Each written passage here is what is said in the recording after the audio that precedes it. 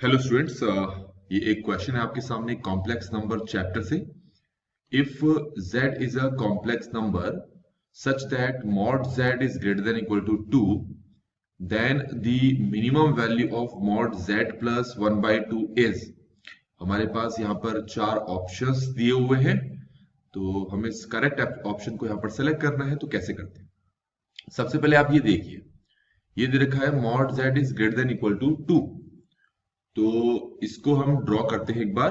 तो अगर हम इसको ड्रॉ करेंगे, मैं एक बार लिख लेता हूं इसको ऐसे, mod z is greater than equal to 2। अब आपको पता है कि जो z होता है उसको हम लिखते हैं x प्लस आयोटा y। तो अगर मैं इसकी जगह x प्लस आयोटा y लिख लेता हूं तो मुझे कुछ ऐसा मिलेगा। ठीक हो गया। अब तुम्हें इस कॉम्प्लेक्स नंबर का मॉड निकालना है, तो उसका तरीका होता है स्टेप से स्क्वायर रूट रियल पार्ट का स्क्वायर प्लस इमेजिनरी पार्ट का square is greater than equal to 2। अच्छा, इसको हम फर्दर सॉल्व कर लेते हैं। तो ये हो जाएगा हमारा x square plus y square is greater than equal to 2 का स्क्वायर। तो आप देख सकते हैं कि हमारे पास ये क्या बना। ये हमारे पास एक सर्कल की इक्वेशन है।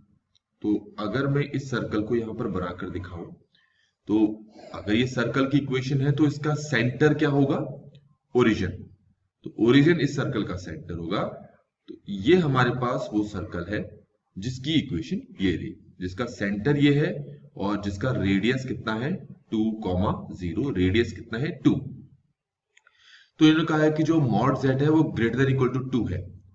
तो z हमारे पास इसके ऊपर भी लाई कर सकता है, ठीक है, इसके ऊपर भी लाई कर रहा है और यहां पर भी लाई कर सकता है। यही मतलब है ना, mod z is greater than equal to 2। ठीक हो गया, ये पहला स्टेप क्लियर हो गया होगा आपको। चलिए अब दूसरा स्टेप देखते हैं। दूसरे स्टेप में हमें क्या कहा है, हमें इसकी वैल्यू फाइंड करनी है कि मॉड z प्लस 1/2 जो है वो उसकी मिनिमम वैल्यू फाइंड करनी है। तो हम डायग्राम में ही फाइंड करेंगे। कैसे करेंगे जरा इसको फिर से देखते हैं। इसको थोड़ा सा नीचे कर दूं मैं, और इस सर्कल को मैं यहां फिर से बना ड्रॉ कर लेता हूं एक बार। और ये मैंने सर्कल को एक बार फिर से ड्रॉ कर दिया। ठीक है। तो अब आपको पता है कि ये सर्कल की जो बाउंड्री है, इस बाउंड्री पर कौन लाई कर रहा है? यहां पर z।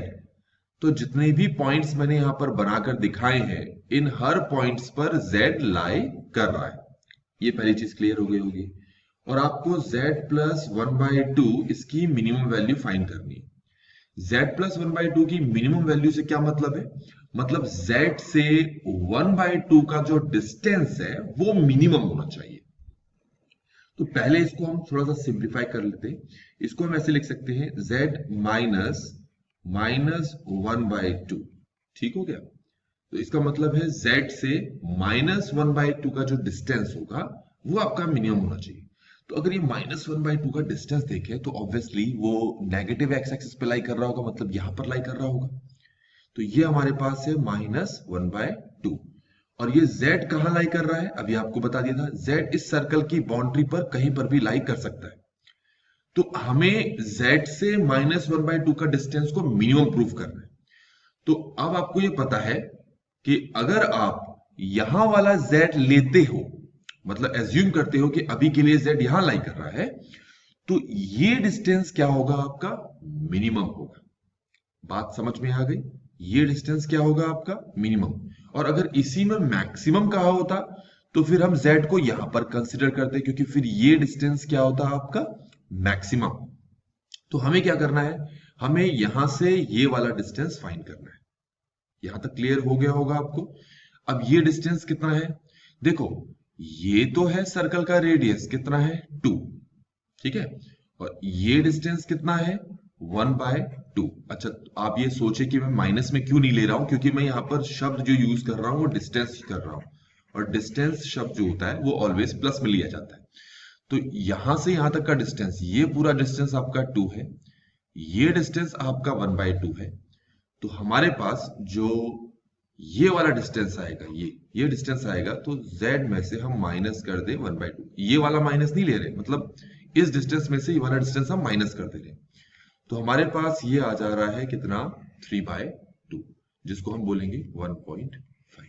तो इसका मतलब है जो मिनिमम वैल्यू है z प्लस 1/2 की वो 1.5 आ सकती है।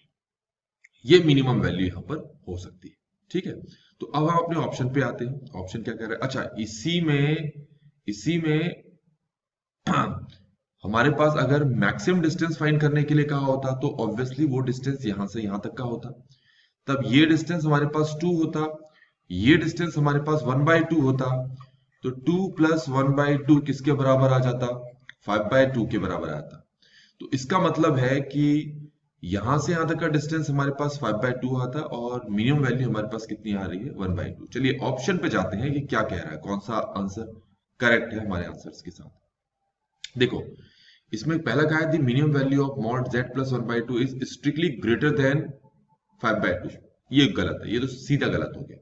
इज इक्वल टू 5/2, ये भी सीधा गलत हो गया। अब इसमें कहा है कि जो मिनिमम वैल्यू है वो ग्रेटर देन है 3/2, ग्रेटर देन 3/2, ये भी गलत है आपका option. Lies in the interval 1, 2, ये ऑप्शन आपका ठीक है क्योंकि हमारे पास जो आंसर आ रहा है 1.5 आ रहा है, तो जो मिनिमम वैल्यू है वो इसके बीच में लाई कर रही है। तो D option is the correct option of this question. I hope कि आपको सोल्यूशन यहां तक समझ में आ गया होगा।